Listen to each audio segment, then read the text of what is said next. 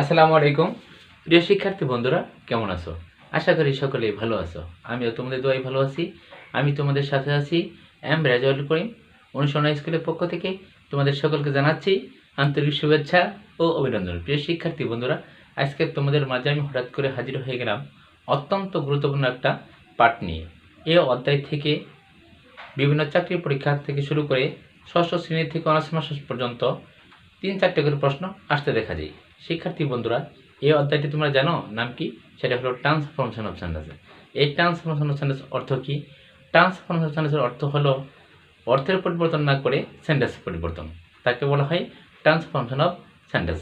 শিক্ষার্থী বন্ধুরা, transformation of সেন্টেন্সের মধ্যে রয়েছে অ্যাক্টিভ থেকে প্যাসিভ ভয়েস, তার মানে ভয়েস পরিবর্তন, ভয়েস চেঞ্জ, ডিগ্রি পরিবর্তন, সেন্টেন্স পরিবর্তন। প্রিয় শিক্ষার্থী বন্ধুরা, আজকে আমি তোমাদের সাথে আলোচনা করব অ্যাসার্টিভ সেন্টেন্সকে কীভাবে ইন্টারোগেটিভ সেন্টেন্সে রূপান্তর করা যায়। প্রিয় শিক্ষার্থী বন্ধুরা, আমরা জানি অ্যাসার্টিভ সেন্টেন্সটি শুরু হয় নাউন প্রোনাউন দিয়ে, অর্থাৎ সাবজেক্ট দিয়ে। প্রথমে সাবজেক্ট থাকবে, তারপর ভার্ব থাকবে, তারপর অন্যান্য ওয়ার্ড, লাস্টে ফুল স্টপ। এটা হলো অ্যাসার্টিভ সেন্টেন্স। কিন্তু আমরা অ্যাসার্টিভ সেন্টেন্স থেকে কোন সেন্টেন্স পরিবর্তন করব? ইন্টারোগেটিভ। আবার ইন্টারোগেটিভ সেন্টেন্সটা শুরু হয় প্রথমে ডাব্লিউএস কোশ্চেন দিয়ে অথবা সাহায্যকারী ভার্ব মডেল ভার্ব দিয়ে, তার মানে অক্সিলারি ভার্ব মডেল ভার্ব দিয়ে। শিক্ষার্থী বন্ধুরা, চলো আমরা সেন্টেন্সটি আলোচনা করি। তো সেন্টেন্সটি শুরু করার আগে তোমাদের কাছে ছোট্ট একটা রিকোয়েস্ট, তোমরা যারা আমার চ্যানেলে নতুন, তোমরা যারা আমার চ্যানেলটি এখন সাবস্ক্রাইব করোনি, আমাদের চ্যানেলটিকে সাবস্ক্রাইব করে দিবে। আর যারা অলরেডি সাবস্ক্রাইব করে দিয়েছো তাদেরকে অসংখ্য ধন্যবাদ। চলো আমরা ভিডিওটি শুরু করি। শিক্ষার্থী বন্ধুরা, প্রথমে আমরা একটা অ্যাসার্টিভ সেন্টেন্স লিখব। Karim is a good boy. Good boy, Karim একজন ভালো ছেলে। এটা যেহেতু প্রথমেই কি আছে, সাবজেক্ট আছে, তারপর ভার্ব আছে, এটা হলো অ্যাসার্টিভ সেন্টেন্স। আমরা কোন সেন্টেন্সে রূপান্তর করব? ইন্টারোগেটিভ। ইন্টারোগেটিভ সেন্টেন্স আমরা তৈরি করব। ইন্টারোগেটিভ সেন্টেন্স তৈরি করতে গেলে প্রথমে কি করতে হবে? প্রথমে সাহায্যকারী ভার্ব যদি থাকে অ্যাসার্টিভ সেন্টেন্সটিতে, সেটি সবার আগে দিতে হবে, ইজ। অ্যাসার্টিভ সেন্টেন্সটি যদি অ্যাফার্মেটিভ হয়, ইন্টারোগেটিভ সেন্টেন্সটি হবে নেগেটিভ, তার মানে নট দিতে হবে। সংক্ষিপ্তও দিতে পারো, অ্যান্টি দিতে পারো, বা নটও দিতে পারো। তারপরে সাবজেক্ট হবে, সাবজেক্ট করিম, পর্যায়ক্রমে সব, এ গুড বয়। লাস্টে কি?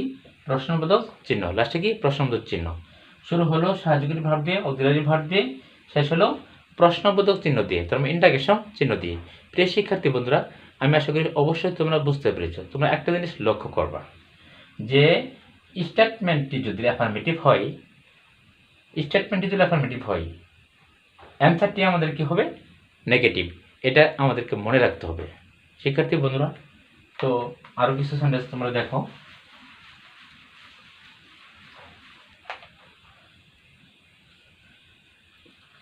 আই এম এ ভয়। এটা একটা অ্যাসার্টিভ সেন্টেন্স, কারণ প্রথমেই সাবজেক্ট আছে। আমরা ইন্টারোগেটিভ করতে গেলে কি করতে হবে? সাহায্যকারী ভার্ব সবার আগে দিতে হবে। যেহেতু এটা অ্যাফার্মেটিভ, এটা নেগেটিভ করতে হবে, যা আছে তাই। আই এ ভয়। লাস্টে কি? প্রশ্নবোধক চিহ্ন। এ হয়ে গেল কোন সেন্টেন্স? Interrogative sentence. তাহলে আরো কিছু সেন্টেন্স আমরা প্র্যাকটিস করি। We should Obi our teacher.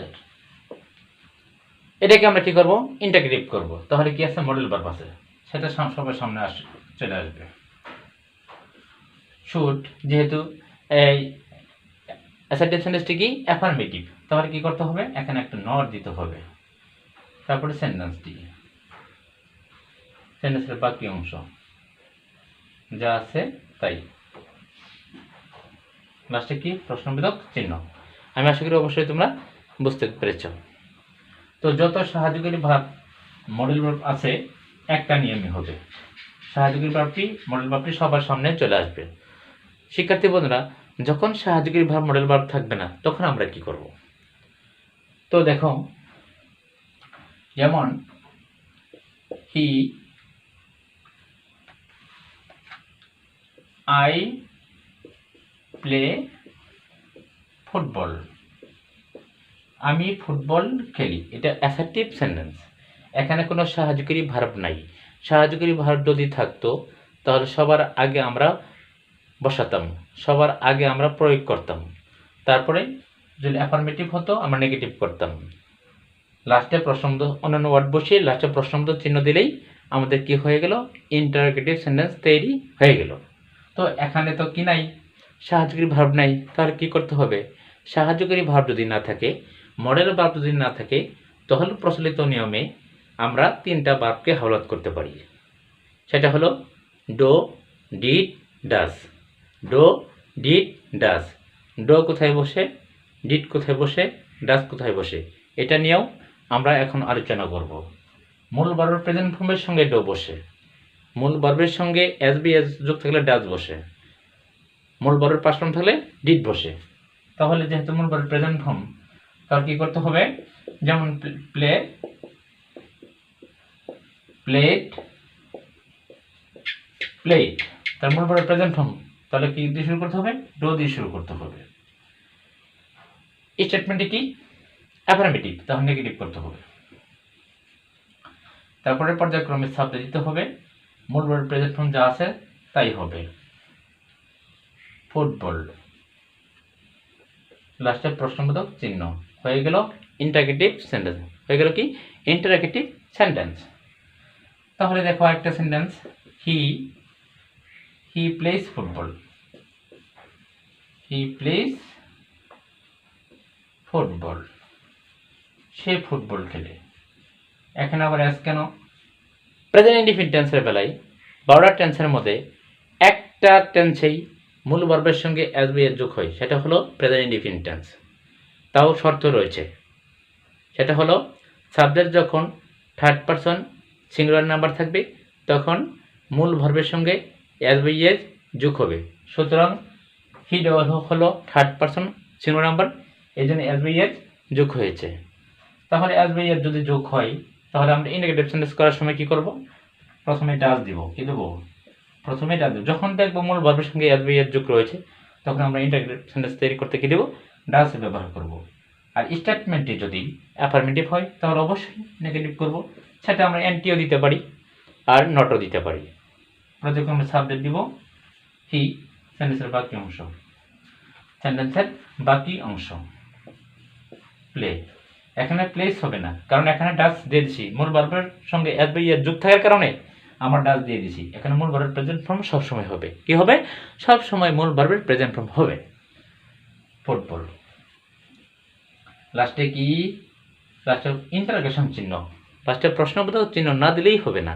Integrative sentence মানেই প্রশ্নবোধক চিহ্ন, লাস্টে প্রশ্নবোধক চিহ্ন দিতেই হবে। শিক্ষার্থী বন্ধুরা, চলো আরো আমরা কিছু এক্সাম্পল দেখি।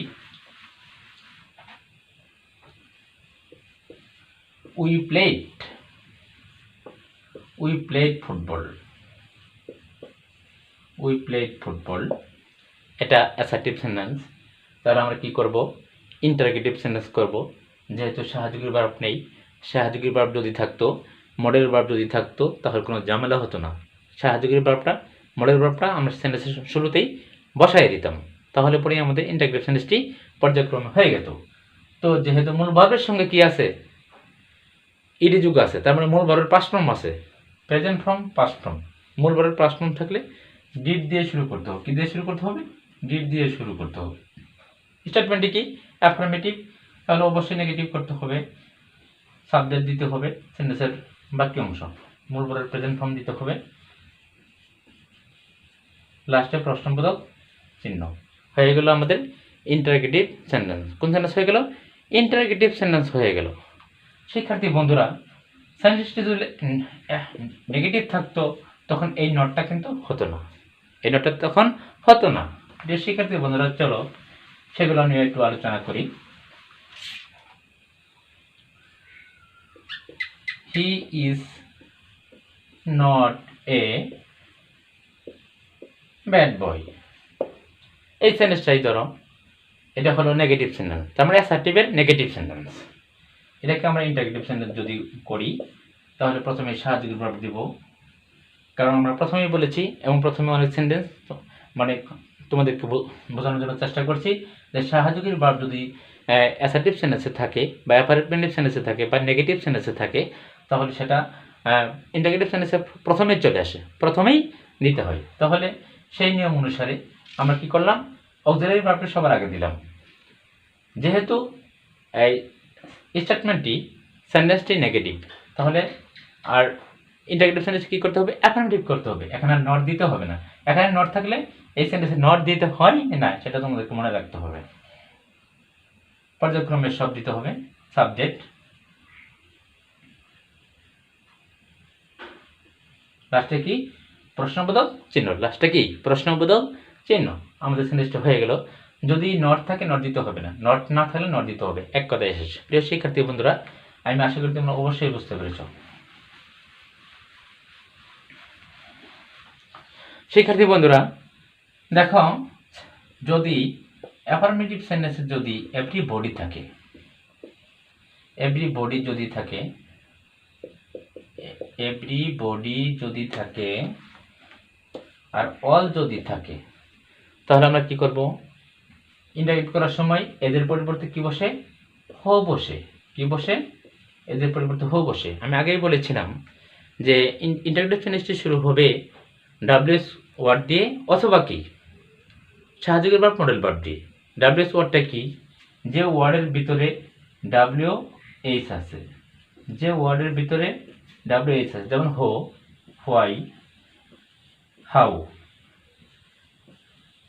হোয়াট, হোয়াট, হোয়ার, যে সকল ওয়ার্ডে কি আছে, ডাব্লিউএস ওয়ার্ড আছে, ডাব্লিউ বা এইচ আছে, এই ওয়ার্ডটা দিয়ে শুরু হবে, লাস্টে শেষ হবে কি দিয়ে, ইন্টারগেশন চিহ্ন দিয়ে, সেটা হবে ইন্টারগেটিভ সেন্টেন্স। তাহলে প্রিয় শিক্ষার্থী বন্ধুরা, এখানে এভরিবডি অল যদি থাকে সেটা নিশ্চয়ই অ্যাসার্টিভ সেন্টেন্স। কোন সেন্টেন্স, অ্যাসার্টিভ সেন্টেন্স। তাহলে এভরিবডি অলকে যদি ইন্টারগেটিভ সেন্টেন্স করি তাহলে অল আর থাকবে না, এভরিবডি আর থাকবে না, তাদের পরিবর্তে কি হবে, হো হবে, আর বাকিটুকু আগের নিয়মেই হবে। Example, everybody wishes to be happy। এটা হলো অ্যাসার্টিভ সেন্টেন্স। তাহলে এটা কি করব, আমরা ইন্টারোগেটিভে রূপান্তর করব। আগে বলেছি এভরিবডি যদি থাকে, অল যদি থাকে, তাদের পরিবর্তে সেগুলো উঠাই দিয়ে কি করব, হো দিব। তাহলে এভরিবডি আর থাকলো না, তার পরিবর্তে কি হবে, হো হবে। তারপরে কি আগের নিয়মেই দেখো, মূল ভার্বের সঙ্গে কি আছে, অ্যাজ বাই ইয়ার যোগ আছে। মূল ভার্বের সঙ্গে যদি অ্যাজ বাই ইয়াস থাকে তাহলে অবশ্যই ডাস হবে। মূল ভার্বের প্রেজেন্ট ফর্ম থাকলে ডো হবে, মূল ভার্বের পাস্ট ফর্ম থাকলে ডিড হবে, সেটা আমাদের পূর্বেই জানা আছে। তাহলে কি হবে, ডাস হবে। কি হবে, ডাস হবে। সেন্টেন্সটি কি, অ্যাফার্মেটিভ, অবশ্যই তিন নেগেটিভ হবে। কি হবে, নেগেটিভ হবে। আর সেন্টেন্সের বাক্য অংশ উইশ হবে, কারণ মূল ভার্বের প্রেজেন্ট ফর্ম হবে। এখানে সবসময় মূল ভার্বের প্রেজেন্ট ফর্ম হবে, সেটা মূল ভার্বের প্রেজেন্ট ফর্ম থাক, মূল ভার্বের সঙ্গে এসবি এর যোগ থাক, মূল ভার্বের পাস্ট ফর্ম থাক, কিন্তু এখানে প্রেজেন্ট ফর্ম হবে। যা আছে তাই সেন্টেন্সের বসাতে হবে। লাস্টে প্রশ্নবোধক চিহ্ন। প্রিয় শিক্ষার্থী বন্ধুরা, আমি আশা করি অবশ্যই তোমরা বুঝতে পেরেছ, তাই না? এভরিবডি অল যদি থাকে আর যদি ইন্টারোগেটিভ করতে বলে, তখন এভরিবডি অল উঠাই দিয়ে তাদের পরিবর্তে আমরা হো দিব, তারপরে পর্যায়ক্রমে ডো ডিড ডাজ বসাবো, তাই না? আর সেন্টেন্সটি যদি অ্যাফার্মেটিভ হয় নেগেটিভ দেব, লাস্টে প্রশ্নবোধক চিহ্ন দিলে আমাদের সেন্টেন্সটি হয়ে যাবে।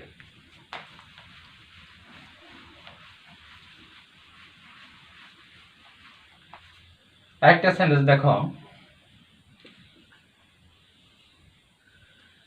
যদি নো ওয়ান নান কোন সেন্টেন্সে থাকে তাহলে এদের পরিবর্তে কি হয়, হো হবে। কি হবে, হো হবে। এগুলো কিন্তু নেগেটিভ সেন্টেন্স। এগুলো কি নেগেটিভ সেন্টেন্স। যেমন নান ক্যান ডু ইট, এটা হলো অ্যাসার্টিভ সেন্টেন্সের মধ্যে নেগেটিভ সেন্টেন্স। তোমাদের আগেই বলছি, স্টেটমেন্টটি যদি নেগেটিভ হয় ইন্টারোগেটিভ সেন্টেন্সটি হবে অ্যাফার্মেটিভ। স্টেটমেন্টটি যদি, তার মানে অ্যাসার্টিভ সেন্টেন্স বা অ্যাফার্মেটিভ সেন্টেন্স বা নেগেটিভ সেন্টেন্সটি যদি কি হয়, মানে নেগেটিভ হয়, তাহলে কি হবে, ওই ইন্টারোগেটিভ সেন্টেন্সটি হবে অ্যাফার্মেটিভ। তাহলে দেখো no no one, no one কি, নো ওয়ান নাম যদি থাকে এদের পরিবর্তে হ হয়, কি হয়, হ হয়। আর যদি নেগেটিভ থাকে কি হবে, অ্যাফার্মেটিভ হবে।